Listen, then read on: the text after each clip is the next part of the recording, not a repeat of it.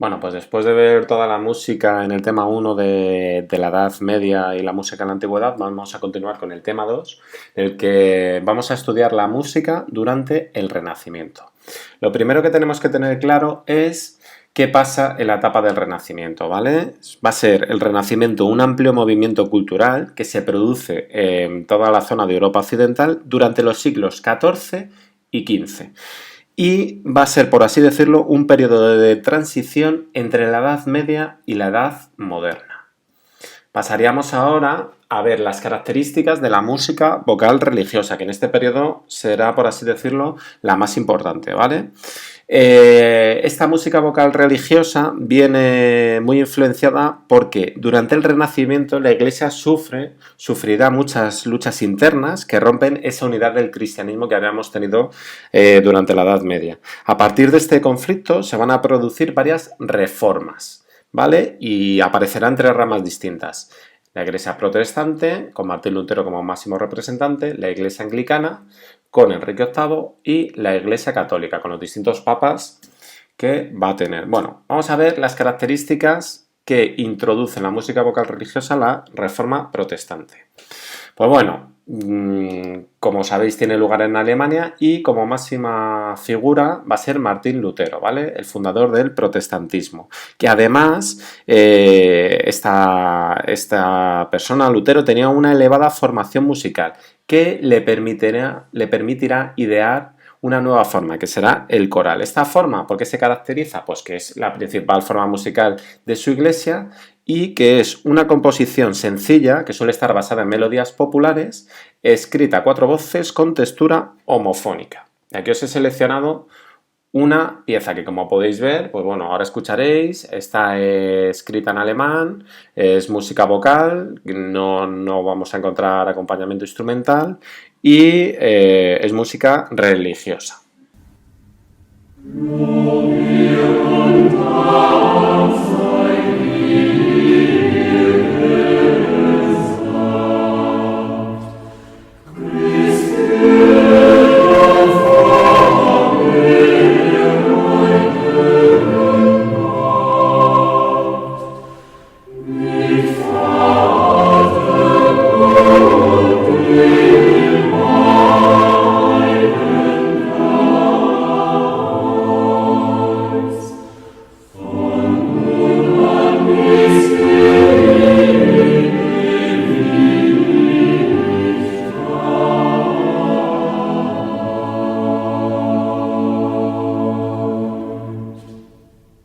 Seguiríamos con la Reforma anglicana, representada por esta persona que es Enrique VIII. Enrique VIII se separará de Roma por diferencias con el Papa y pasa a ser el representante de su propia iglesia, que será la iglesia anglicana.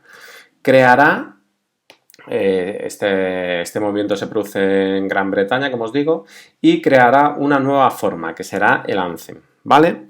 Que se utilizará en los distintos servicios religiosos. Se trata de un himno anglicano de composición similar al motete, con el que luego veremos en la Contrarreforma, escrito también a cuatro voces, como el coral, y compuesto en inglés, ¿vale? Y lo vais a poder ver en este vídeo que os pongo, como está escrito en inglés, a cuatro voces.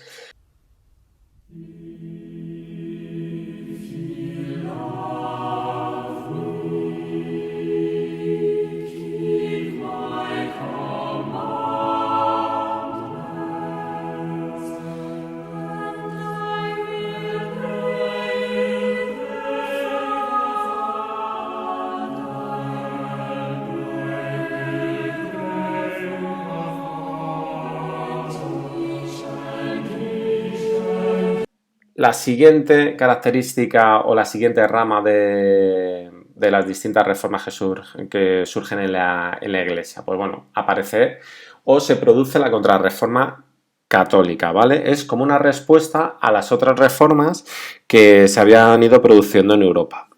En este caso, va a mantener el canto gregoriano como canto oficial de la Iglesia, pero sí que aparece una nueva forma, que será el motete, que es una forma polifónica religiosa muy importante, cantada en latín en este caso y de extensión breve. Entonces, si queremos diferenciar el coral, ¿vale?, a 4 voces, cantado en alemán, Lanzen a 4 voces también muy parecido al motete, pero cantado en inglés, y el motete está cantado en latín. Así los diferenciaríamos los tres, ¿vale?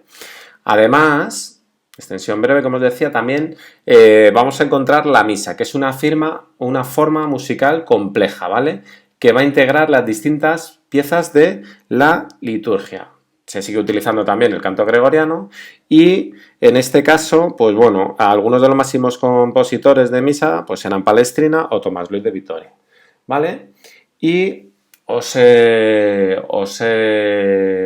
elegido este motete de Palestrina, como veis, escrito en latín, a 4 voces también, y en el que podemos ver esas características que os explicaba hace un momento.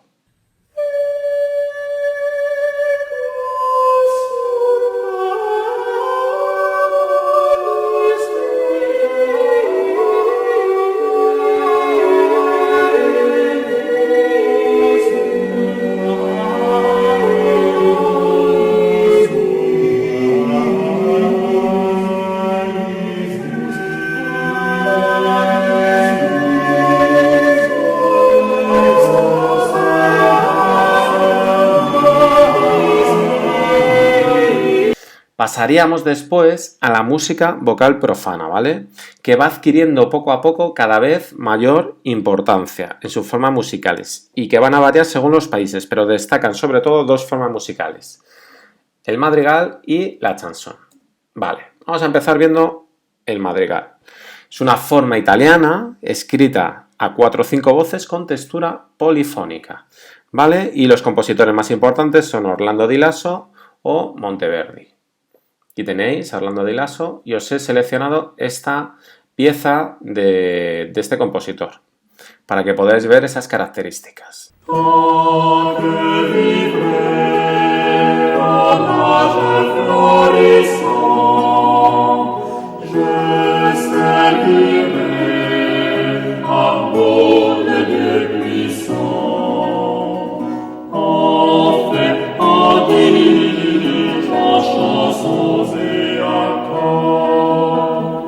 Seguiríamos con la chanson, una forma en este caso francesa, el madrigal es italiana, compuesta también a varias voces y textura polifónica. Normalmente suele tener acompañamiento instrumental. Tiene un carácter descriptivo, ¿vale?, para que intenta representar escenas de caza, de batallas, etc. Y destaca como compositor en este caso Josquin des Prez, ¿vale? Y os hemos seleccionado también una pieza de él para que la podáis escuchar.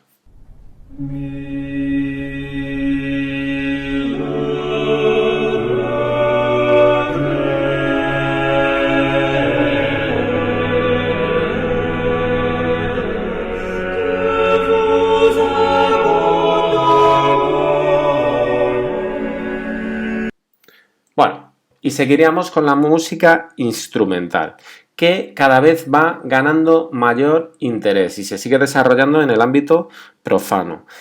Además se van perfeccionando cada vez más los instrumentos, ¿vale? Se va independizando más de la música vocal y va ganando cada vez más independencia, ¿vale? Y se empieza a componer por primera vez música específica para instrumentos.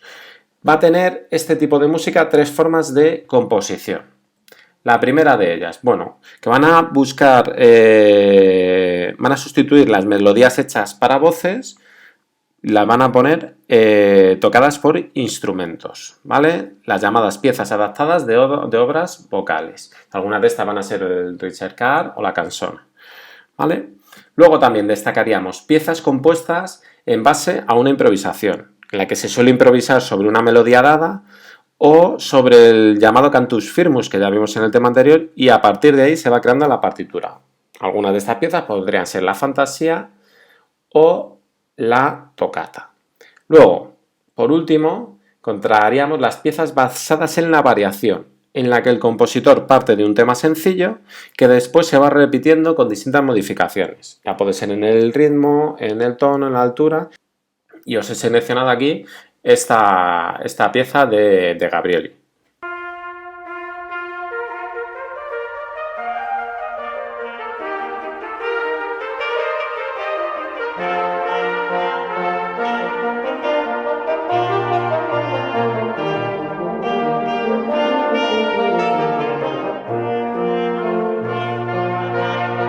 los instrumentos en el Renacimiento, ¿vale? En este momento no existe el concepto de orquesta como le conocemos hoy en día, ¿vale? Como un grupo estable, pero sí que poco a poco se va creando una mayor preocupación por la interpretación instrumental, lo que se va a reflejar en la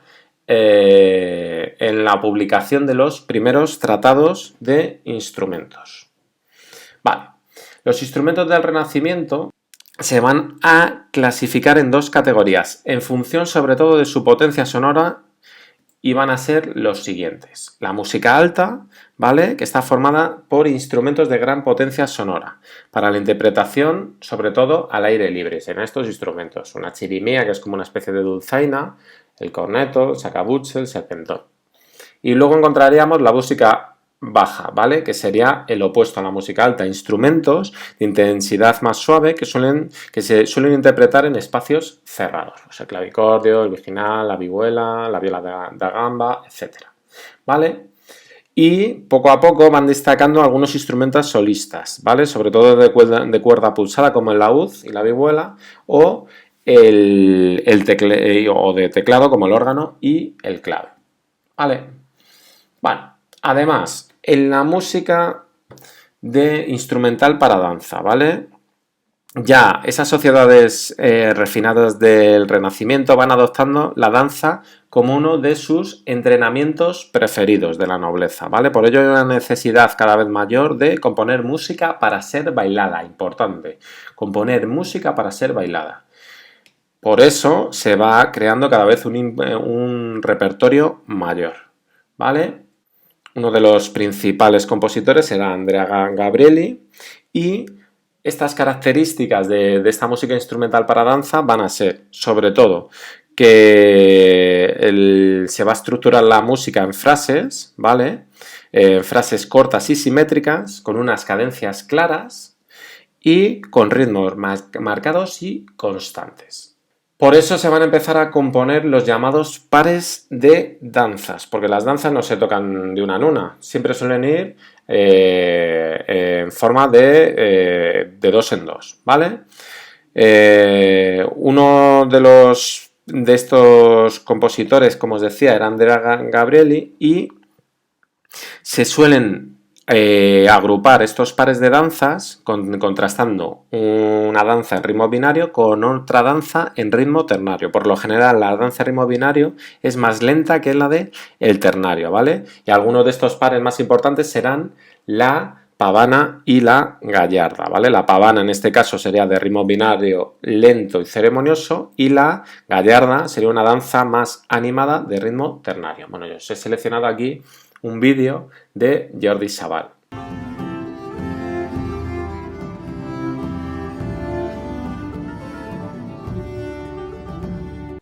Seguiríamos con el origen del ballet. ¿Vale? Durante este periodo, poco a poco se empieza a vincular la danza con el teatro. Y por así decirlo, es el momento en el que podemos empezar a hablar de dos géneros de danza bien diferenciados: la danza de sociedad y la danza teatral. Esta segunda, la danza teatral, va a ser el germen, el origen del llamado ballet moderno. ¿Vale? Dos nuevos géneros: la danza de sociedad, que es la que veíamos anteriormente, y la danza teatral. Y me pasaría al Renacimiento musical en España. España va a seguir las normas de la Contrarreforma, las que dicta Roma, ¿vale? En cuanto a música religiosa. Por lo tanto, va a tener las mismas características que hemos visto de la Contrarreforma, ¿vale? Cuanto a música vocal religiosa en España, pues bueno, constituye el repertorio más abundante debido a la influencia de la Iglesia católica. Es de lo que vamos a encontrar en España en este periodo de música vocal religiosa. Y las principales composiciones van a estar enfocadas al canto gregoriano y al motete. El canto gregoriano en este caso sigue siendo el canto oficial de la Iglesia, pero se va incorporando poco a poco el motete como nueva forma principal, que ya veamos sus características anteriormente. Como compositores, ¿quién va a destacar? Dos principalmente: Francisco Guerrero y Tomás Luis de Vitoria. Y os he seleccionado esta pieza de Francisco Guerrero.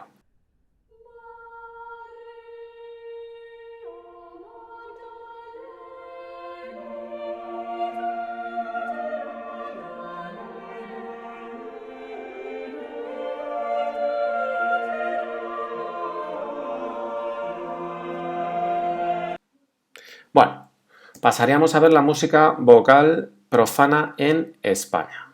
Características, pues bueno, sobre todo que posee un marcado carácter popular, ya que sus melodías suelen estar basadas en melodías tradicionales, melodías más populares, y destacan varias formas típicamente españolas, que serán el romance, el villancico y la ensalada. El villancico os suena, pero no tiene nada que ver con lo que nosotros hoy por hoy consideramos villancico. Esto ya lo veremos, ¿vale? Algunos de los compositores más importantes, Juan de la Encina y Mateo Flecha. Y os he elegido una pieza de Juan de la Encina para que la escuchéis.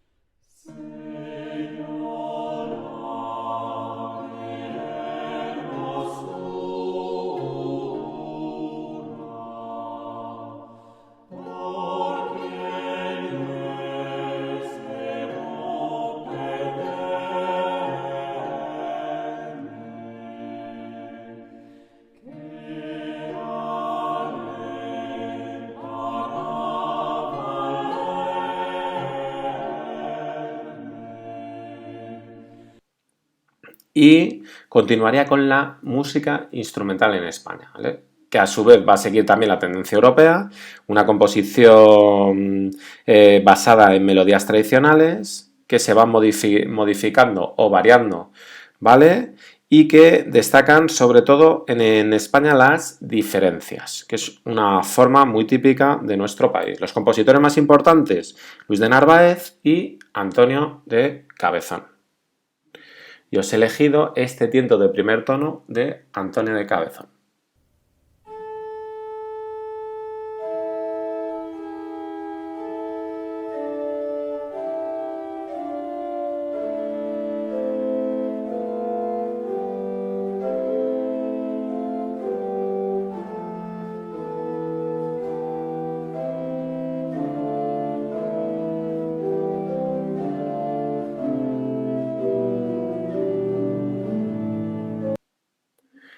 Y bueno, con esto ya terminaríamos. Sí que os dejo aquí algunos tutoriales, los enlaces para que los busquéis, que hicimos en su momento con la clase de tercero de la ESO, ¿vale?